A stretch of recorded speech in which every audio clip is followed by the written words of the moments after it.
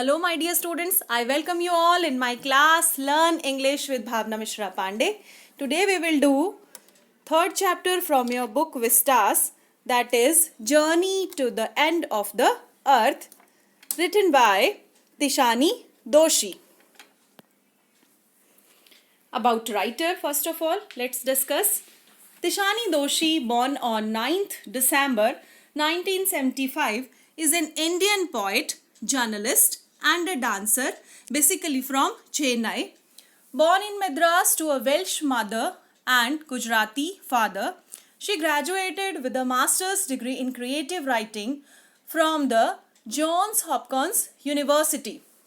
Students, मेरे हर video में मैं आपको कंपल्सरीली उसकी राइटर, ऑथर, नरेटिव के बारे में बताती हूँ ताकि एग्जाम्स में ये आपको बहुत हेल्प कर सके, एक पिक्चर आपके माइंड में क्लियर हो जाए उस राइटर, ऑथर या नरेटर के बारे में, जिससे आपको एक्स्ट्रा मार्क्स मिल सकें. So, first of all, let's have the introduction. Then we will go for the summary of this chapter.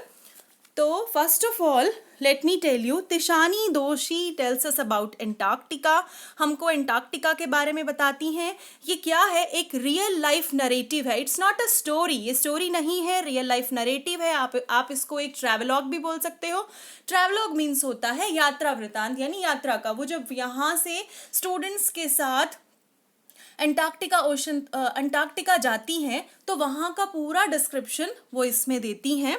So the lesson revolves around the world's most preserved place, Antarctica. Not many people have been there, but out of few that have, the writer is one of them. तो वो क्या बताती हैं हमको? तिशानी दोशी tells us, बताती हैं कि बहुत कम पीपल वहाँ गए होंगे और जितने भी गए हैं उनमें से तिशानी दोशी जो हैं वो एक हैं. अ साउथ इंडियन पर्सन. कहाँ की हैं वो? अपने आप के लिए कह रही हैं. वो मद्रास की हैं.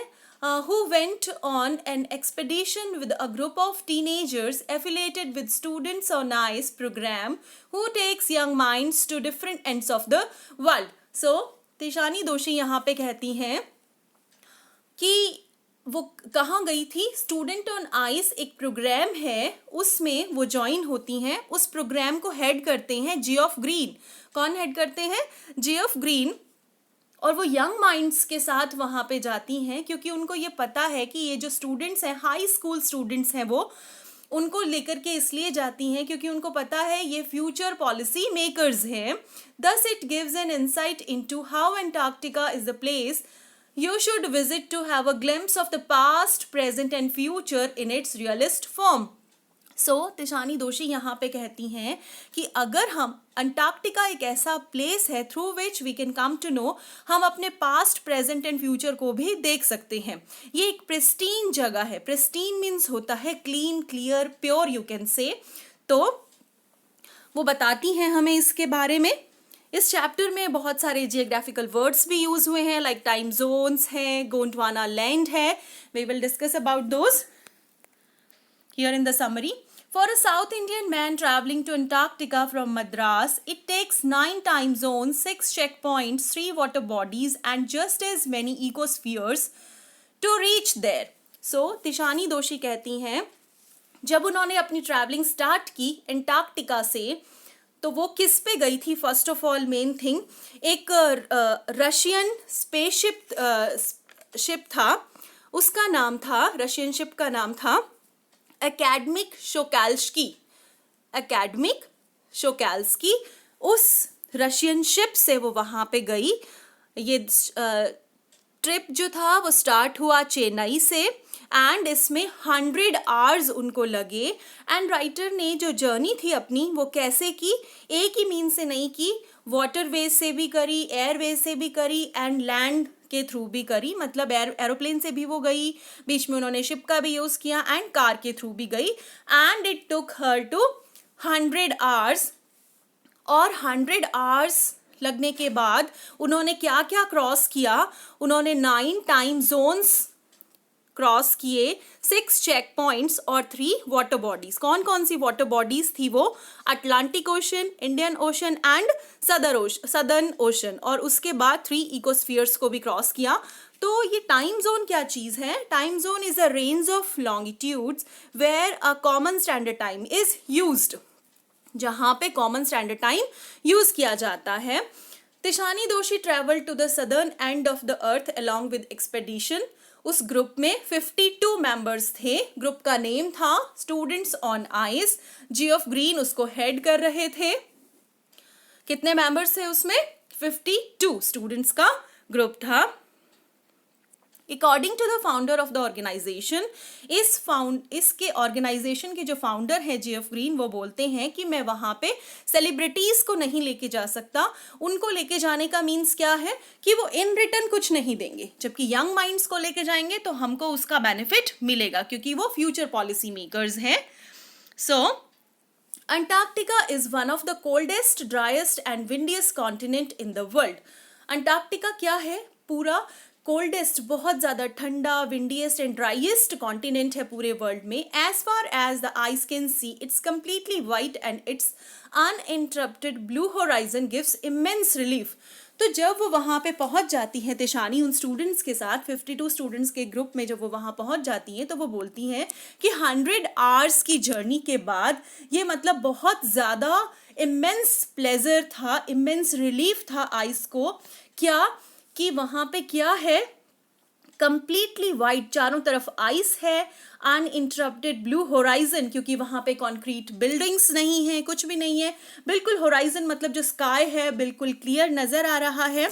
It's very good to see all those things. चारों तरफ वाइट, बर्फ की चादर, आइस शीट्स हैं, वहाँ पे ग्लेशियर्स हैं, स्नो है चारों तरफ. It is shocking to believe that India and Antarctica were part of same super continent Gondwana. और वो एक बात और ये बताती हैं कि किसी टाइम पे इंडिया और अंटार्कटिका दोनों जो थे वो गोंडवाना लैंड के पार्ट थे. सो दैट गॉट सेग्रीगेटेड, और एक टाइम के बाद क्या हो गया, वो सेग्रीगेट हो गए, मतलब बट गए, डिवाइड हो गए into countries, giving rise to globe we know today. और जो वर्ल्ड हम आज देख रहे हैं, ग्लोब पे जो हम आज देख रहे हैं सेटलमेंट, तो वो क्या है, वो अब का टाइम है. इससे पहले क्या था, इंडिया और अंटार्कटिका सेम जो थे वो क्या थे, पास पास थे, बिल्कुल गोंडवाना लैंड जुड़े हुए थे, गोंडवाना लैंड का ही पार्ट थे इंडिया और अंटार्कटिका. लेकिन अब जो है वो सेग्रीगेट हो गए हैं. Antarctica had a warmer climate until then. और लेकिन उस टाइम क्या था, अंटार्कटिका की जो क्लाइमेट थी वो वार्मर, गर्म थी उस टाइम अंटार्कटिका की climate. Despite human civilization around the globe, it still remains in its pure form. सब जगह पे human civilization है, लेकिन अभी भी जो अंटार्कटिका है वहाँ पे क्या है, human settlements नहीं है, और ये क्या है, अपनी pure form में है, और you can say pristine, अपनी pure form में है, यानी कि प्रिस्टीन है, क्लीन एंड क्लियर है. Being a South Indian sun worshipping guy, it was unimaginable for the author to visit the place that constitutes world's 90% of ice, a place so quiet that it is only uninterrupted by snow avalanches. तो वो बोलती हैं कि बहुत ही ज़्यादा ये unimaginable था, means beyond मेरी इमेजिनेशन था, मैं इमेजिन भी नहीं कर सकती एक ऐसे प्लेस को जहाँ पे कुछ नहीं है, केवल आइस ही आइस है, और ब्लू होराइजन है, ब्लू स्काई है, और वहाँ पे कोई भी इंटरफेरेंस नहीं है किसी का भी, और इंटरफेरेंस है तो भी किस चीज़ का, आइसबर्ग्स, जब वहाँ पे एवलांचेस आते हैं, स्नो तूफान वगैरह आते हैं, उन सभी चीज़ों का वहाँ पे इंटरप्शन है, बाकी वहाँ पे कुछ भी नहीं है. It is a home to a lot of evidences that can give us a glimpse of the past, and at the same time Antarctica helps us foresee the future. ये क्या है, यहाँ से हमें बहुत सारे evidences मिलते हैं जो कि हमें किस चीज़ के glimpse देते हैं, हमें किस चीज़ की झलकियाँ प्रदान करते हैं. पास्ट, हम पास्ट में कैसे थे, एंड अभी प्रेजेंट है, now they are there, but future में क्या होने वाला है. According to the title we can say journey to the end of the earth. यानी कि एक तरह से वो हमको एक हल्का सा हिंट भी दे रही हैं, क्योंकि ह्यूमन एक्टिविटीज से क्या हो रहा है, हम अपनी अर्थ को उसके एंड की तरफ लेकर के जा रहे हैं.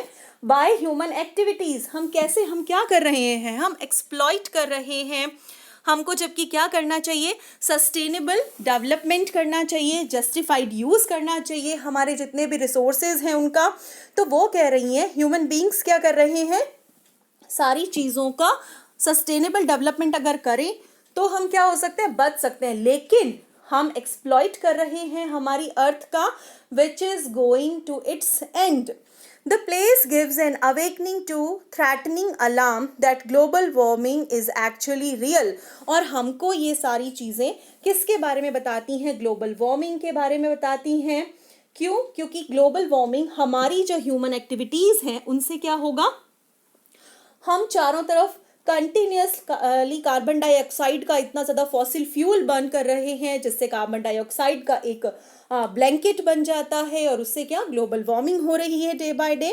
तो ये चीज़ हमको कौन बताता है, ये ग्लेशियर्स, आइसबर्ग, अंटार्कटिका की अगर वो धीरे धीरे ग्लेशियर्स जो है वो मेल्ट हो रहे हैं, मेल्ट होगा तो क्या होगा, इस चीज़ के बारे में वो बताती हैं। Who knows if Antarctica will be warm again, कौन जानता है, पहले तो वो वार्मर था जब इंडिया और अंटार्कटिका गोंडवाना लैंड के पार्ट थे, बट नाउ अब ये कोल्ड है, लेकिन धीरे धीरे ये वार्म होता जा रहा है और कौन जानता है कि कौन आगे क्या देखेगा।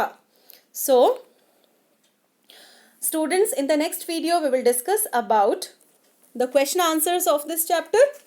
So keep watching, stay connected. Thank you.